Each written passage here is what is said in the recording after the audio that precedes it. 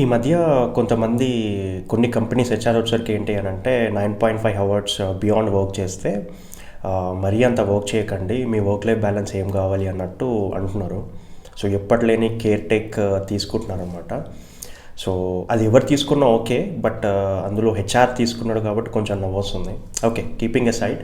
So ఈరోజు దేని గురించి మాట్లాడదామనంటే coming to ramp down. Okay, ramp down of employees. So mostly okay, almost all MNCs so ఇప్పుడు ఏం చేస్తున్నాయి అని అంటే రెస్పెక్టివ్ ప్రాజెక్ట్స్ నుంచి ర్యామ్ డౌన్ చేస్తున్నాయి ఎంప్లాయీస్ని. అంటే ఫర్ సపోజ్ ఇప్పుడు 25 మెంబర్స్ ఎంప్లాయీస్ ఉంటే ఒక ప్రాజెక్ట్లో దాన్ని కాస్త 3 to 5 చేస్తున్నారనమాట.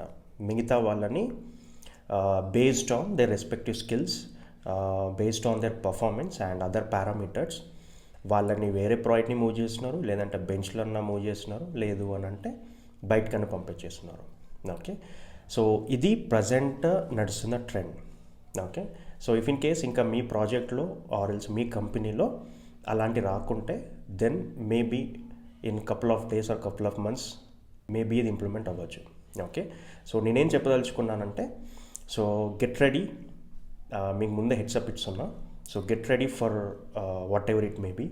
బట్ నేను వచ్చరికి మీకేం సజెషన్ ఇవ్వాలి అనుకుంటున్నానంటే present as you know IT market or IT trend ఏదైతే ఉందో బాగాలేదు ప్రజెంట్ మార్కెట్లో. సో మీరు సో ఇలాంటి ఉన్న సర్కమ్స్టాన్స్లో ఈవెన్ మీ యొక్క ప్రాజెక్ట్ మేనేజర్ బాగున్నా, మీ యొక్క ప్రాజెక్ట్ బాగున్నా, లేకుంటే మీ కంపెనీ బాగున్నా, so based on the revenue వాళ్ళు ఏమన్నా కాల్ తీసుకోవచ్చు. సో నేనేం చెప్పదలుచుకున్నానంటే మీ యొక్క స్కిల్స్ ఏదైతే ఉందో అది అప్గ్రేడ్ చేసుకోండి, ఆర్ ఎల్స్ వేరే ఆఫర్ పెట్టుకోండి. ఓకేనా, సేఫ్ సైడ్గా పెట్టుకోండి. సో నాకు 3 months ఉంది, 3 monthsకి ఎవరు ఇస్తారు సంథింగ్ ఇలా అని అంటే 3 months అని చెప్పకండి, దాన్ని ఏదో నెగోషియబుల్ వేలో మీరు దాన్ని రిప్రజెంట్ చేయండి. Okay, so yeah.